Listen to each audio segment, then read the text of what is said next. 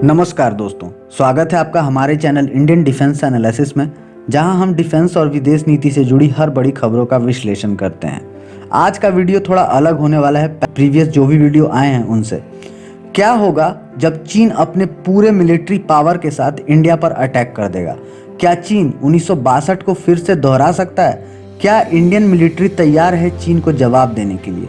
आइए जानने की कोशिश करते हैं ऐसे ही कुछ सवालों के जवाब को।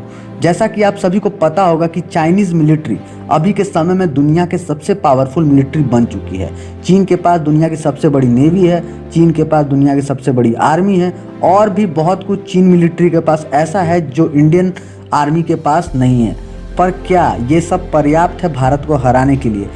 इस वीडियो में मैं हर वो बात को क्लियर कर दूंगा, खास तौर पे उन लोगों को जो इंडियन आर्मी को कमज़ोर समझते हैं। चीन के पास अभी के समय में 17,05,000 ट्रूप्स मौजूद हैं पूरे वेस्टर्न थिएटर के लिए, जिसमें रसिया और सेंट्रल एशियन कंट्रीज़ भी शामिल हैं। मान लीजिए कि उन्होंने अपनी सारी आर्मी इंडिया के खिलाफ लगा दी, उसके बाद क्या होगा? उसके बाद चीन कभी भी अपनी पूरी आर्मी को इंडिया के खिलाफ नहीं उतार सकता है। उसका मुख्य कारण ये है कि अभी के समय में चीन का सभी पड़ोसी देशों के साथ विवाद है, जिसकी वजह खुद चीन ही है। ऐसे में अगर चीन अपनी पूरी आर्मी को इंडिया के खिलाफ इस्तेमाल करेगा तो बाकी के बॉर्डर्स पे वो कमज़ोर पड़ जाएगा। चीन की आर्मी बड़ी संख्या में तिब्बत में लोगों का दमन कर रही है, ऐसे में वो कैसे संभव हो पाएगा?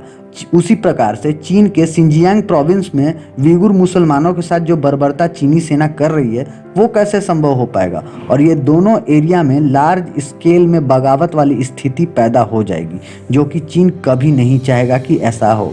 इसीलिए चीन कभी भी अपने पूरे आर्म फोर्सेस के साथ इंडिया पर हमला नहीं कर सकता। वैसे आर्म फोर्सेस की तुलना करें तो इंडिया और चीन दोनों के बीच में तो ज़्यादा गैप नहीं है संख्या के आधार पर। इंडिया के पास 14 लाख आर्म फोर्सेस हैं और दुनिया की सबसे बड़ी वॉलंटियर आर्मी हमारे पास है। बाकी आर्म फोर्स में इंडियन आर्मी के पास अलग अलग बैटलफील्ड का एक्सपीरियंस है और क्वालिटी के आधार पे तो चीन कहीं टिकता ही नहीं है भारत की तुलना में। किसी वार में सबसे ज़्यादा एसेंशियल चीज़ होती है वो होती है सप्लाई। आर्म्स और एम्यूनेशन, फूड, मेडिकल और भी बहुत कुछ शामिल होता है सप्लाई के अंदर। इंडिया चीन में फेस ऑफ अगर हुआ तो मेन फेस ऑफ LAC के पास ही होगा।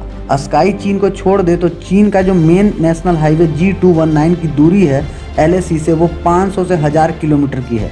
चीन के पास अभी के समय में इतने बड़े लार्ज स्केल वार को सप्लाई करने, इमीडिएट सप्लाई पहुंचाने के लिए कोई भी संसाधन नहीं है।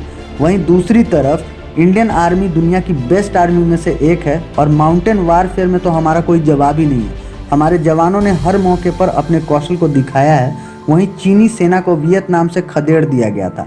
अब बात करते हैं दोनों देशों के पास मौजूद मिलिट्री इक्विपमेंट्स की। PLA के पास जो आर्टिलरी गन है उसमें से 50% G30 आर्टिलरी है, जो कि एक रशियन मेड आर्टिलरी है। G30 आर्टिलरी बहुत ही पुराना है और चीनी आर्मी इसे 1960 से इस्तेमाल कर रही है। इंडियन आर्टिलरी लगातार सर्विस में बनी हुई है और इनका इस्तेमाल समय समय पर हम लोग पाकिस्तान पर टेस्ट करके कर लेते हैं। दूसरी तरफ चीन की आर्टिलरी का इस्तेमाल शायद ही कहीं हुआ होगा और ऐसे में एक बड़ा सवाल ये उठता है कि चीनी सेना आर्टिलरी के बॉम्बार्डमेंट से जो शॉक होता है उसको झेल पाएगी? अगर कम्युनिकेशन लेवल पर बात करें तो इंडियन आर्मी के पास अभी के समय में जो भी एडवांस कंप्यूटिंग और कम्युनिकेशन डिवाइसेज हैं वो बैटल टेस्टेड है, लेकिन चीन ने तो 1969 के बाद कोई युद्ध ही नहीं लड़ा।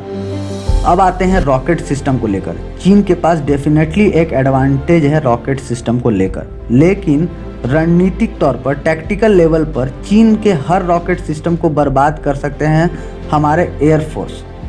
अब बात डायरेक्ट भारत और चीन के एयरफोर्स पर आ जाएगी। चीन के पास अभी के समय में 1300 एयरक्राफ्ट मौजूद है, जिसमें से 400 एयरक्राफ्ट MiG-21 है और 800 के करीब J-10, J-11 है, जो कि 3rd से 4th जनरेशन के एयरक्राफ्ट है। वहीं इंडियन आर्मी MiG-21 को पूरी तरह से रिटायर कर चुकी है। चीन अभी के समय में 150 की संख्या में 4.5 जनरेशन के एयरक्राफ्ट का इस्तेमाल करता है। वहीं भारत के पास करीब 350 की संख्या में 4.5 जनरेशन के एयरक्राफ्ट मौजूद हैं, जिसमें 50 की संख्या में बाइसन जो कि 4th जनरेशन एयरक्राफ्ट है, 260 सुखोई, 30 MKI और 120 जगुआर हैं। चीन मुश्किल से 100 4th जनरेशन या 4.5 जनरेशन के एयरक्राफ्ट को भारत के खिलाफ खड़ा कर सकता है। जिसके जवाब में भारत अपने 250 4.5 जनरेशन के एयरक्राफ्ट को चीन के विरुद्ध इस्तेमाल कर सकता है और 100 एयरक्राफ्ट को पाकिस्तान के लिए बचा कर रख भी सकता है। चीन के सामने सबसे बड़ी चुनौती तिब्बत में है। तिब्बत में जो चोटियां हैं वो 13 हजार फीट की हैं और ऐसे पहाड़ी इलाकों में कोई भी फाइटर एयरक्राफ्ट अपने फुल वेपन लोड के साथ फास्ट मूवमेंट नहीं कर सकता है। इसीलिए अगर चीन को इंडियन बेस पर अटैक करना होगा तो इन पहाड़ियों को गुजर कर हमारे तरफ आना होगा और उनके एयरक्राफ्ट कभी भी फुल पेलोड के साथ हम पर अटैक नहीं कर पाएंगे। और अंत में एक ही विकल्प चीन के पास रह जाएगा, वो ये होगा कि चाइना अपने सारे एयरफोर्स के फ्लीट को इंडिया के खिलाफ लगा दे। और ऐसा करने के लिए चीन को 2 बड़ी मुश्किलों का सामना करना पड़ेगा।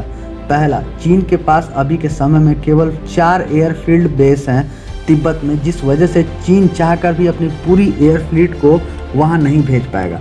दूसरा, ऐसा करने से चीन को बहुत बड़ा सिक्योरिटी थ्रेट झेलना पड़ेगा रूस, ताइवान और ईस्टर्न बॉर्डर पर, जो कि चीन कभी ऐसा नहीं करने की सोचेगा। चीन के पास 15 एयर रिफ्यूलर एयरक्राफ्ट हैं जो कि सफिशिएंट नहीं है पूरी PLAF एयरक्राफ्ट को रिफ्यूल करने में। इतना ही नहीं, इंडिया के एयरफील्ड आर्च में बने हुए हैं श्रीनगर से चबुआ तक। हम हिमालय को ढाल की तरह इस्तेमाल करके पूरे बैटलफील्ड पर डोमिनेंस हासिल कर सकते हैं और बहुत ही आसानी से हमारे तेजस, जगुआर चीन के land force, armour, logistic, troop concentration camps को बर्बाद कर देंगे। चीन को ऐसे में हजारों कैजुअलिटी फेस करना पड़ेगा।